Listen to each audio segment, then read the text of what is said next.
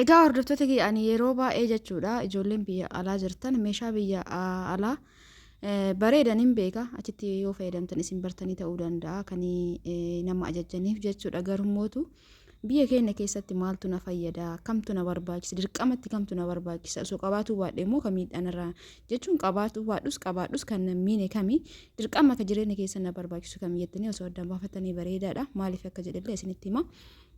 Assalamualaikum warahmatullahi wabarakatuh. Akkam nagaa jirtanii buleen kee hundi keessan akkam jirtan fayyaa keessan yaalaaman isaa namni keessan dalagaa fi maal fakkaatu isiniin jecha nabira bareeda alhamdulillah isin biras bareeda akka ta'e abdiin qaba. Egaa viidiyoo kana keessatti waa hedduu isinitti agarsiisa. Waa hedduullee asirraa laaltanii wanni asirratti isin gadhiise kun hunduu nabiratti ni argama yoo isin fedha qabaattan jechuudha. Kanaafuu haga dhuma viidiyoo kanatti na waliin tura like share gochuu immoo hin dagatina. Egaa wanti tokko tokko waan gizee bitu jechuun isin fayyada isin fayyadu jedhee isin hojjaa barbaade akkasumas gatiin isaa ol ka'aa ka ta'e ka gatiin ol ka'aa kana bitachuu isin wayyamoo jiddu galeessatti bitachuu isin wayya ka jedhu waan tokko tokko isin gahaa meeshaa amma asirratti gadhiisu kana hunda isaatu ka bitellee jira viidiyoo godhuu natti hin tolle meeshaa nama hedduu bitee jira garuu viidiyoo godhuu natti hin tolle. Kanaafuu isinimee haga dhumaatti viidiyoo kana wajjin tura isinin jaa isinin bunaa isinin kwaalitiin isinin kabiyya keessaatiif kabiyya alaa wanta jedhamu jira gizee fichisiisnu jechuudha hordoftoota kiyya isini kwaalitii fi isini biyya keessaa gatiin tokko miti jajjabin isaallee tokko miti jechuudha isinin biyya keessaa habaaboollee yoo qabaatte diizaayinii garagarallee yoo qabaatte yeroon booda irraa luqqa'aa jechuudha diizaayiniin isaa suni akkasumallee immoo uffata dhiiraa horinaan jettan viidiyoo kana garumaatti ilaala.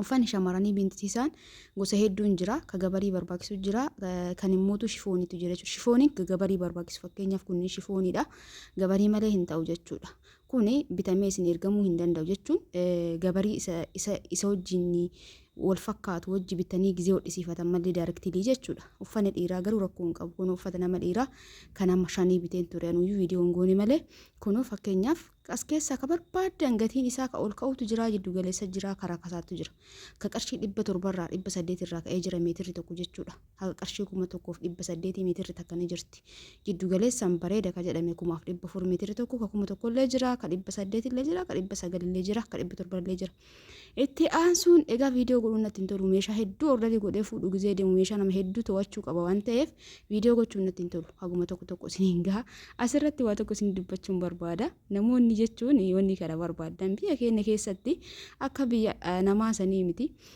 ija jaha ka qabu ija shan ka qabu naa biti jettanii 50 60 40 kana bituun keessan wallahi ana jechuun bitaa jedhee isiniin gorsu maaliif hojjettanii biyya keenya keessatti bishaanini miti kalakkaa'u ifaani istoofii firee lamaatu gizee fayyadamnu ji'a meeqa akka kafallu nutu beeka jechuudha kanaaf warri ija jaha kana ka ija torbaa kana jettanii na gaafattan rakkoon qabu isiniif bituu danda'a garuu gatiin isaa hedduu takka isinitti ol ka'a jechuudha. Jechuudha hordoftoota kiyya hordoftuutii takka jechuudha akkuma 40 naa bitinaan jettee ni dhabe yoo isin jedhan amantanii jechuudha yeroo 2037 45 40 ni jira garuu amma wanti baqsan jiru hin jiru akkasumallee garaagarummaa qaba biraandiin isaa garaagarummaa qaba gatii irratti akkasumallee ka gaazitiif ka elektiriikii gatiin tokko miti ka gaazii qofaatu jira ka elektiriikii qofaatu jira akkasumas ka lamaanuu bakka takka qabatu ka gaazillee ka elektiriikallee ka fayyadamuu dandeettantu jira gatiin isaa hedduu akka qaala'ee jira jechuudha kanaaf eegas achi gaheetti mee jennaan lakkina taafuu naan jette kanaafuu baay'een keessan keessatti warri ka ija jaha shanii ka ija afurii barbaanna jettan biyya keenya keessatti wanti akkasitti jechuun kan isin fayyadamsiisuu fi dirqama jechuun anatti mul'atu ifaan hedduu lakkaa jechuu barbaade tolaa kinaafuu mirga keessanii ani yoo isin bite anaaf hojiidha garuu akka nama tokkootti isiniin jechaa jira. Viidiyoo waraabee ture garuu silkiin ispeesiin isii viidiyoo mata'ee deebi'ee dhaabate maal fakkaata hin beeku ani silkii xiqqoo isin guutte natti fakkaate achi socho'utti hin jiru viidiyoo godheen ture garuu ani akkana isin hin jaa obboleeyyan kiyya kanaafuu warri kana jettanii mee irratti itti yaada isinumti.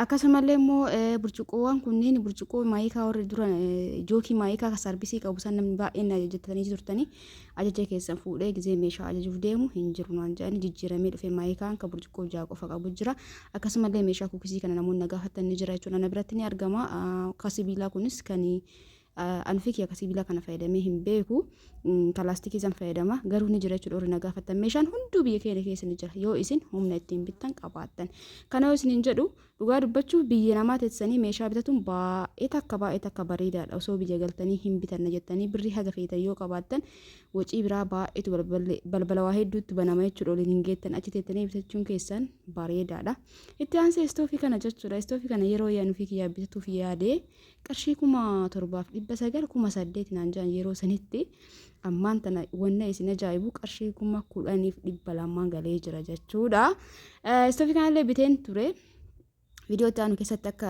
isinitti agarsiisu abdiin qaba garuu amma waan isinitti himuu dhufe meeshaa akkana kana yoo barbaadan ni jira garuu gatiin isaa ol ka'aadha wanni isin godhuu qabdan jalqaba warri mana hin qabne mana keessan ijaaradha warri ijaarsa rafaa jirtan warra akkasitti dubbistanii yeroo jechuun manatu dursa eega mana keessan raawwatanii waan biraa raawwatan booda meeshaa manatti aanuun bareedaadha jedheeti yaada maaliif nama soo bakka kaa'atuun qabatin meeshaa hedduun ajajatu jira jechuudha. Dhumarratti garuu bakka kaa'adhuun qabu jette. Kanaafuu meeshaa san maallaqatti galaastee bittee yoo mana qabaatiin jechuun barbaachisummaan isaa agasmarratti mul'atu. Anaaf dalagaadha. Garuu immoo mana keessan xumuradhaa warri finishiingii irra jirtan yookaan gara xumuraa gahee warri jettan xumuradhaa yeroo masan bitattanii isiniin jechuun barbaada distiiwwan tunniin illee ni jirti. Distiin abbaa shanii warri na gaafattanis abbaa sadii tunis ni biratti ni argamti. Istoofii reef isiniin jedhe sanii tokko ija takkaanis ni jira jechuun bakka takka qabu bakka lamaanis ni jira. Itti aansee kan nyaata itti ifatan kana oovnii dhiqaa kanas biteen ture. Inshaallah viidiyoo nama hedduu yeroo itti aanu isiniif waraaba. Ammaan tana namni baay'ee waan kana meeshaa kan inni gaafatanii fi akka walii galaatti haga tokko isin hubachiisuu fi oovniin kun illee baay'ee takka dabalee jira. Akka duraanii qarshii 6,700 hin jiru. Duraan 6,500 illee ni jira ture.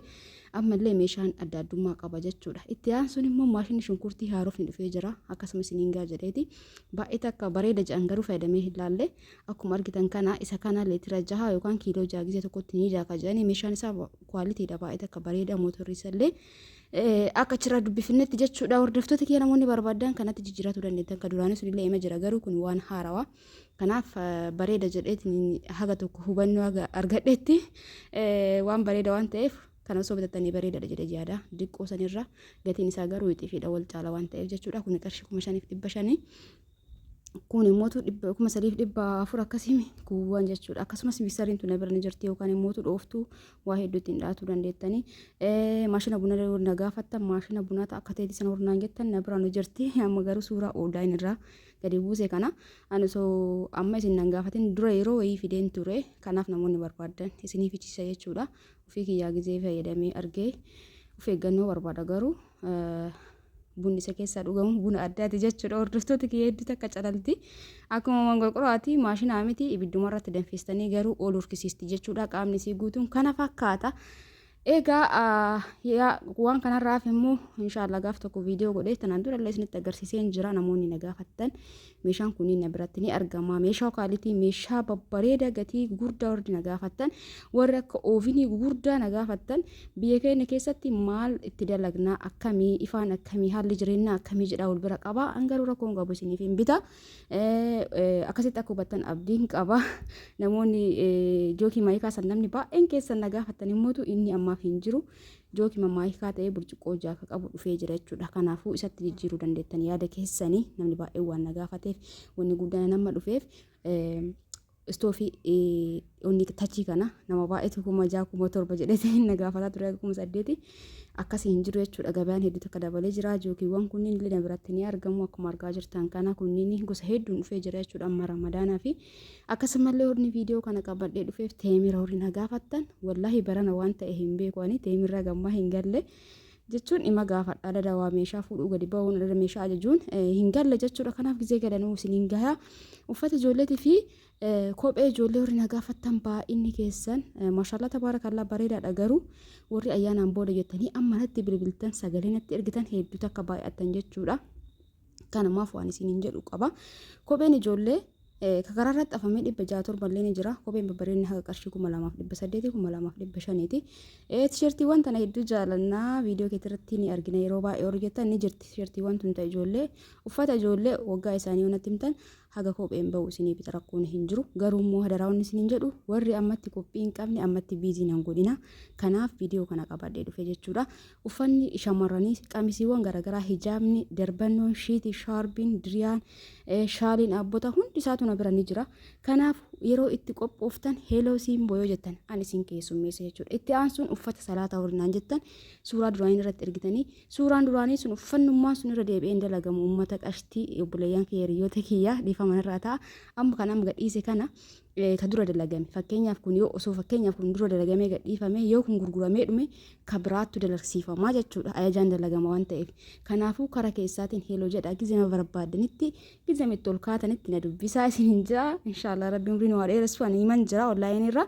Kanaafuu warri gana ji'a lamaaf ji'a sadii ji'a tokkoon boodaaf torbaan lama sadiin boodaaf amma na dubbistan gabaalleen waliin gittu namni illee nama afaan lama dubbate ta'a jechuudha. Haadha isinitti himee torbee lama booda yoo dhuftan sirrii hin ta'u jechuudha.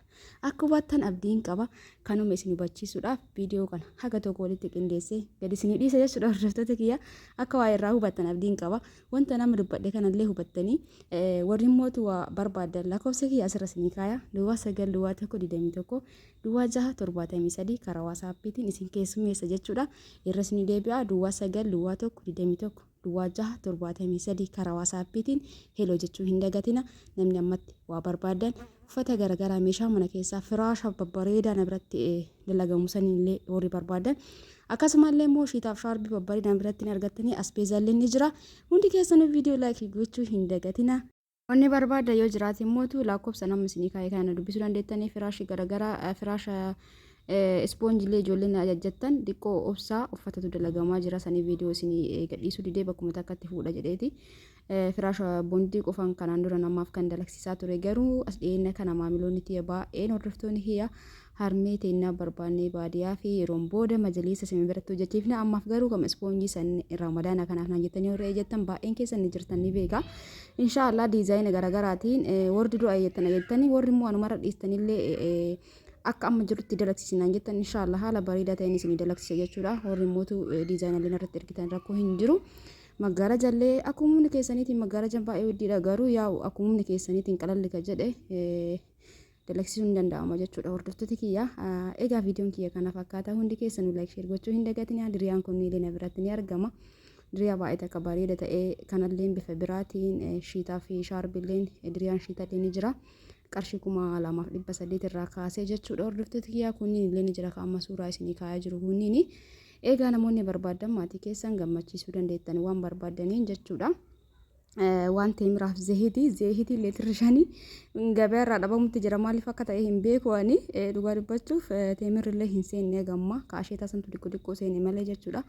Kiiloo 8 sun hin seenne akkanis hin jedhaa minxaa fi salata garaagaraa warri barbaadan heeloo jechuun dagatina warri gammaa obsana daawwattan galatooma ulfaadha halkan gaarii keessa naa bulaa baay'ee.